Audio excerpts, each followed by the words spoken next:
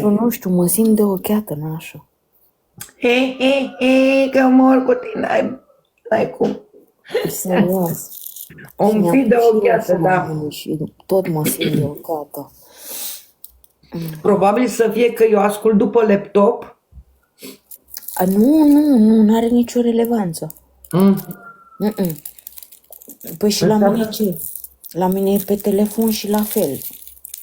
Da, tu nu te întrebi, că te-am auzit când te-am auzit. Nu, păi de exemplu, când sunt live, fetele îmi spun că mă întrerup, știi?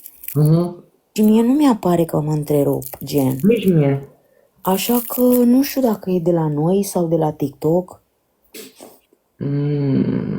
Da. Nu știu ce. Nu, și treaba aia cu ca să joc, chiar nu știu.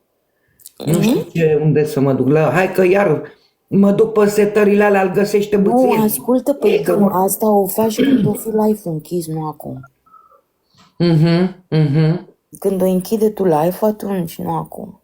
Am înțeles, iubita mea. Hai că văd eu ce îi face. Să vezi ce îl zăpăcesc, dau pe toate alea. Doamne, nașă, și așa că așa a zis parașutul. Da, mă, fată. Dar uite, vezi că nu m-am gândit că ea probabil așa face. Normal că așa face, nașă. Cine crezi tu că îi trimite ei lanț de aur și bani și alea când ăla e un păduchios, n-are nici level? Du-te, mă, fată, a făcut, cum să zic, jocul ăla dublu, știi, cum să zicem? Măi, nașă, da, clar cum a făcut și cu Kevin, că mie Kevin mi-a spus tot adevărul. Ciufi, eu nu m-am văzut în viața mea, zice, cu asta. Ea a mințit că ne-am văzut la plajă ca să nu mai cadă nașpa în fața. Știu când ea a zis că s-au văzut la plajă, știu, e adevărat. Și a mințit, că mie mi-a spus Ciufi că nu s-a văzut cu ea never. Despre ce vorbim? Așa că ea e o mincinoasă compulsivă, ea e ce visează ea, înțelegi? Doamne. Știi de ce a scos și a scormănit povestea asta? Pentru că ea a râs de Zenis ăla că e femeie și o făcea Zenisa. Și acum cum s-a îmbârligat cu Zenisa, deci lesbiancă, înțelegi?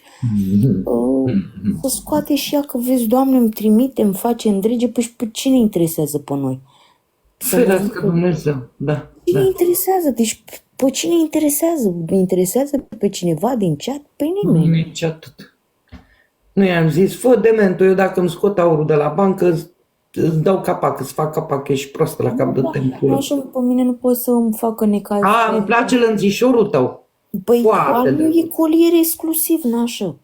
Da, foarte drăguț. Chiar m-am uitat așa, am și eu unul așa mai gros. E o piesă exclusivă din Italia, înțelegi, de un hoier foarte renumit și mi l-a lăsat moștenire fosta soacră.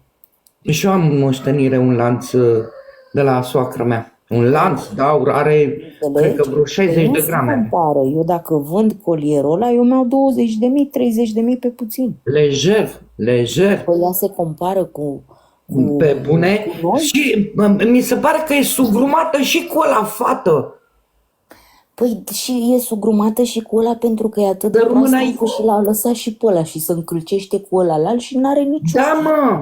Lanțul cu virgulă crucea trebuie să fie puțin mai larg, nu la baza... Exact. Normal când ai cruciuliță, ai un pandativ, ceva, trebuie să atârne și el, că de-aia e pandativ, nu să stea sugrumat. Da, măi, nașă, da, dacă ea nu are bani și e sărăntoacă și e păduchioasă și n-are niciun glamour, nu știe, înțelegi? Și automat lanțul fiind mai mic e mai ieftin. Atunci ce se întâmplă? Pentru ea ăla e mare bijuterie, când pentru Fii atentă, Fină, o să mi-l pun într-o zi ăsta, tot așa un colier cum ai tu. Am o problemă și nu e așa sugrumată, să ne înțelegem, la fel ca și al tău, stă lejer la gât. Se încurcă în păr. Mi se încurcă în păr și de asta nu prea îl port. Uite ce zice eu, columbița mea frumoasă. Ai, Ioana, te pup. Păi, așa, știi ce poți să faci? Îți prinzi părul în coc când ți-l pui. Da, și când stau cu el, păi îl dau, îl scot, îl iau, îl scot, iară, mi-e silă. Acum am bănuțul ăla de la Dumnezeu să ierte bunica mea. Un cocoșel din ăla, știi? la Eu, gât. de exemplu, nu stau cu aurul pe mine, mi-l pun cine știe când ies, când știi, nu pot să stau cu el în continuu. Nici eu, nu știu, și am o grămadă din astea de argint, care mai bine le prefer să le pun pe alea, nu știu, sunt fixată, fată, zici că-s nebună și eu. Mai bine le pun pe alea, bine, caminelul ăla cu diamante mic, nu știu dacă se vede. Așa eu nu am argint Uite, pentru că vezi? sunt alergică la argint. La mine tot ce vezi alb e Ăsta- aur ăsta alb e- sau aur galben. Nu Ăsta am. e aur roșu cu safir și cu diamante. Se vede, Aur nu? turcez, da, se vede. Ăla Nu. roșu. Nu, portughez, pardon, e aur roșu. Nu știu de unde și nici chiar nu mai mi-aduc aminte de unde l-am luat sau l-am primit. Habar nu am. Eu nu le mai știu de ele. Da. Iar colierul ăla cum ai tu, ăla l-am luat din Elveția la jumătate de preț. 4600 de franci elvețieni. La jumătate de preț. Te cred pentru că sunt foarte scumpe colierele. În general sunt piese exclusive, deci nu mai sunt altele. Eu dacă l-aș vinde pe ăla, deci era jumătate de preț. Gândește-te cât costa. Tot așa era acțiuni de Crăciun, de nu știu ce pe acolo. Îl dai, La cu 10.000 de euro îl dai. Da. Deci vreau să spun că stau lejer. Și ăla e unul dintre. Da. N-aș ști ceva, deja vorbim de sume prea Exact. exorbitante Aia n-a pentru- văzut în viața ei. Da. În viața ei așa ceva. Stai Nu cu știu cum minte. să spun, știi? Așa că n-are rost, că deja intrăm în extreme, de alea și părem... Mi-ai văzut noua brățară cu diamante?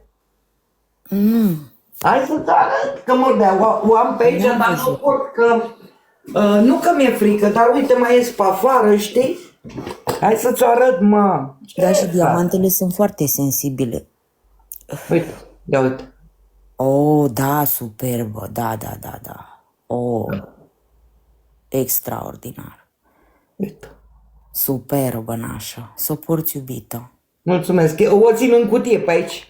Deci eu sunt căpiată cu bijuteriile. Bine că pe ăla altul l-am dus la bancă. Că știi, mereu mă certa maică-mea. Știi ce făceam? Le luam. Chiar frumoasă e. Da, mulțumesc eu. Le luam Cine a și... dat?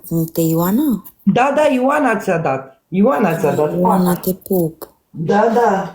Ți-a dat trandafir din ăla frumos. Mi-a dat mariposa, fluture.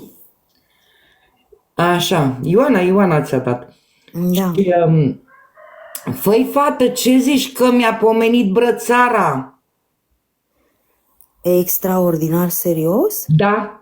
Și știi ce a zis? Că brățara asta care am arătat-o eu acum nu e făcută pentru mâna mea, că am mâna groasă. Aoleu! Da, făi, fată, băi, deci n-ai cum. Îți dai seama că asta mă urmărește? Nașă, păi să-i o trimiți ei. Da, mă, da, păi cum? Da, păi cum? Vai de mine!